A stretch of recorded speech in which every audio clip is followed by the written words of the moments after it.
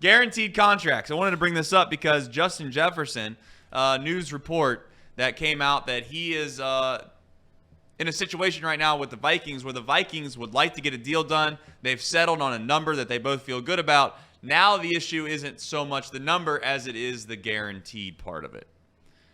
See, the guaranteed thing happened not too long ago, obviously, in the NFL, and there before that, there was no such thing as guaranteed contracts in the NFL. The question I have for everybody is, are guaranteed contracts a good thing or a bad thing for the sport in general? And I don't usually like to take the side of, the millionaire or the billionaire or the owners.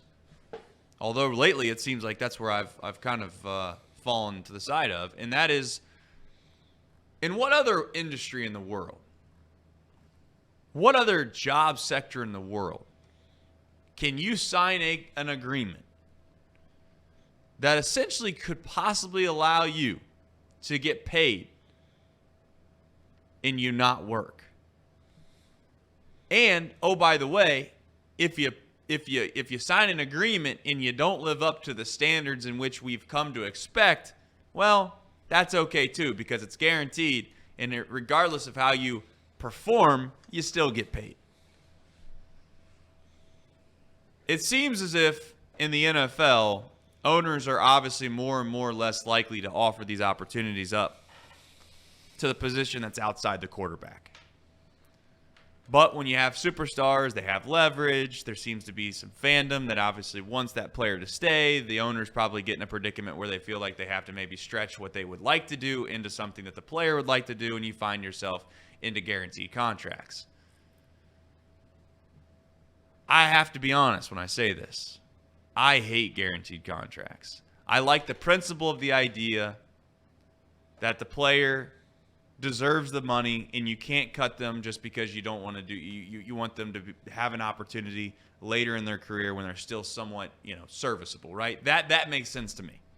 For instance, if you sign a running back, right, to a 5-year deal worth X amount of dollars, and there's only a small percentage of it that's guaranteed, it does seem disingenuous that if that player gets hurt, that you could take away the entire thing outside of the little money that they got on the guaranteed side of things, which is how it was before in the NFL. That seems like an issue. It also seems equally as an issue to me that somebody can sign a 5-year deal, similar or what? Let's take Deshaun Watson's deal for a specific example.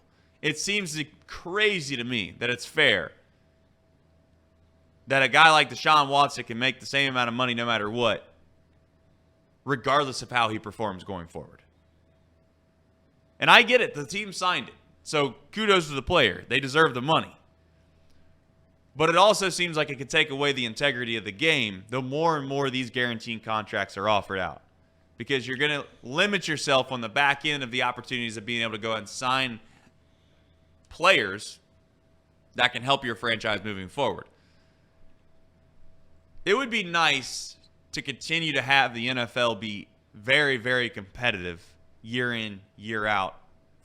And I get it. You're going to say, well, some of the same teams win all the time. They do. But I'm saying that if you are a fan of a franchise, the way and the reason that we all pretty much love the NFL is that you can go from a team that you thought was going to be the worst in the NFL to being very, very competitive in the Houston Texans in a short order.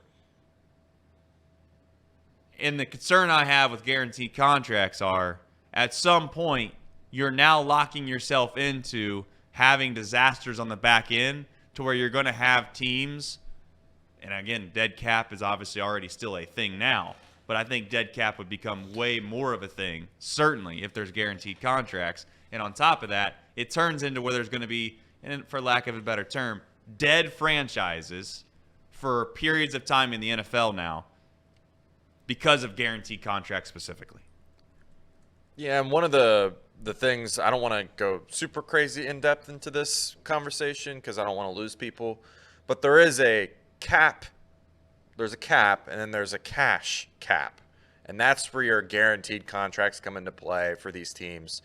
And the cash cap if he gets more than 1 year fully guaranteed, it basically takes away any hope of you signing any other player this year, because you're expending all your cash cap this year on one contract that's fully guaranteed. That's basically how it works. Unless you can get a guy to sign without having any guaranteed money, which that's just tough. That's why the Vikings don't want to do it, is because they want to be able to build a complete roster with multiple contracts that they can fully guarantee 1 year and just be the norm. Teams like the Browns, who you've seen what that looks like when it goes horribly wrong. I mean, they're going to lose all the players that they just brought into the team last year, and they're not going to have that number one defense anymore because they're losing like Zadarius Smith and a couple other guys.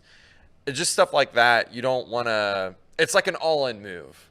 It would be dumb of the Vikings to go all in on Justin Jefferson because they don't have a complete roster.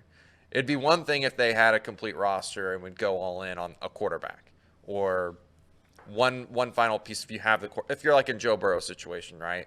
If you are one piece away, like a receiver, you go do that for Justin Jefferson. But they're not that. They're still in a bit of a rebuilding phase. So it doesn't make sense for the Vikings to do more than 1 year fully guaranteed.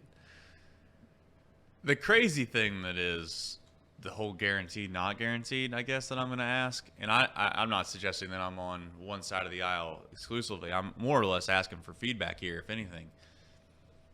Is there any upside to guaranteed contracts for fans? I mean, yeah, the player, obviously. Clearly, that's the big part of this.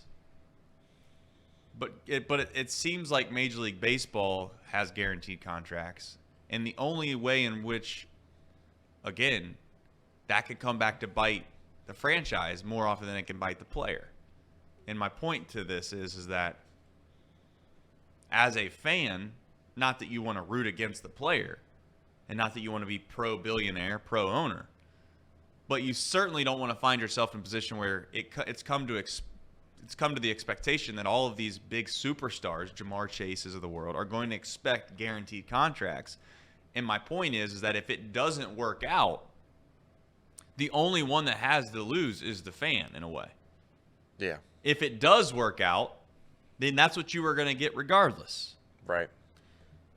But I think there's a line, and I think when you're giving a player a guaranteed contract, you're showing commitment to him, right? And I think that's the most important thing. You're loyal to your guy. He knows every night he's going to get paid. There's no concern for him getting cut, traded, or whatever. He's going to make his money, and that's his money. That's his dollar. That's his value. I think there is something important to that for a player to be able to perform well. It just seems like, can we find a way in the middle? I think there is a point in the middle, and I think the way you do that is with incentives. I think more contracts should be incentive-based. I remember when Hunter Green got signed, there were a lot of people on X.com saying, that's a terrible deal, that's a terrible deal. Hunter Green is going to make the most money if he's very, very good. If he's very good for the Reds, he's going to make a ton of money, a lot of it. And that should be what every contract essentially should be. And most contracts have those incentives built in there. But I think it should be more incentive-based, and the base salary should be less. I think there should be guaranteed money. Like, I think you should be paid.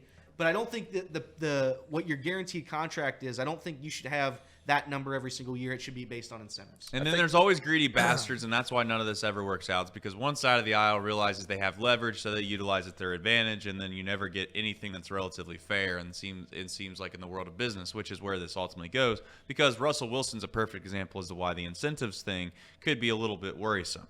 Because if you start building in all these incentives, and then all of a sudden they realize that there's these huge qualifiers that they could possibly hit or not hit, then you're left to the discretion of the coach and or the franchise, who, let's be honest, the owners control the general manager, the owners control the coaches, especially if they have something specific that they have to have or they want. Then you find yourself in a position where that's a problem. Right. So there's no perfect answer, and that's why, as we've said around here, and Reed specifically says, if there was an easy solution to it, it would have already been done. That's why these complex issues that surround our society are never fixed, per se. What people want to say is fixed, because there's not a simple solution. So from these contracts moving forward in the NFL, I get the concept of the player wanting to be protected from injury, etc., or they want to be just valued. And as I said before, and I know people made fun of it, Everett, about how high your possible stock could get. That's the part of the negotiating power that these players have. Justin Jefferson's stock is very high right now, even though he did just get hurt last year and miss some time. Could you imagine Joe Burrow right now if he decided to pass on last year and not because his stock wasn't all the way as high as it could possibly get? I mean, it was just so damn close it couldn't possibly get any more. But let's just say, for instance, I don't know, Joe was like, you know what, my stock could get a little bit higher. I'm going to hold out. I'm going to play one more year and show him. Could you imagine what that contract looks like now for Joe Burrow? It's got to be significantly different. Yeah. It has to be. So at the end of it all comes down to leverage and negotiating power. And it just seems like I hope it doesn't go down the path of Major League Baseball is what I'm getting at, which is you find yourself in a position where you're paying Bobby Bonilla and Ken Griffey Jr. 30 years after they're done playing because you try to structure something that you had to guarantee money, when in reality, it was just because they had a great either players union and or they had all the leverage in the world. I'd like for that to shift somewhere back in the middle. I don't think that having 10 years, $500 million guaranteed is a very good thing if you get down to it in the sense of entertainment in the NFL. That's all. Yeah. And the thing about the incentives too is like coaches can easily sit a guy the end of the year and they're yards shy of hitting those incentives. Now, most of the time, like Jamar Chase hit that record, they would just put him in there and play. But there's some teams out there that for sure, if it was like 100 yards away, wouldn't even attempt to do it for them. And then could they possibly do it? To be fair to Elliott, I think you could do this though. You could make it to where it's just like there's a little bit of an elevator there to where it's just per yard. So, you have 1,000. Yeah, instead of making it like you got to get 1,000 yards receiving or whatever, it's just, and that sounds crazy, but, basically per yard is this much money. And, yeah, if you extrapolate that over to 1,000, then it equals the same. Yeah. But we're going to get in a position now where, you know in essence that it's going to probably be within this window of money because that's the way they perform. But at least you protect yourself both ways. Yeah, that could work. I just don't know if it'll ever get to be that. I don't think any coach would ever do that, Casey, because they know they would lose the locker room, and at that point, you don't have a job as a head coach. There are times when you like. Yeah, but I mean, there's you're trying to either A, win a Super Bowl or B, win your money, right, as a player. And sure, it's a little bit of both, but I would also, the only time that I've even seen it done is with Russell Wilson this past year. That's the only time that I can think of that a coach openly and willingly tried to not have him hit his mark of what he needed to do to get his money, and I think that was very bad. I think that's very bad for the sport. So, any coach who would do it would get killed. So that's where I think the line is. I could be wrong on that. How many players though that have had significant amount of money on something specific that a coach could or could not hold them out of? I would say that if you have more and more incentive-based contracts, you're going to get to where there's a significant amount of money based off certain things. So it's going to be a big enough of an issue or a big enough of a deal to try to make it something. That's why Russell Wilson's situation happened, is because it was that big of a deal to them. If it was like $100,000, if this guy catches 10 passes today, I think, or whatever it is, maybe it's $1 million.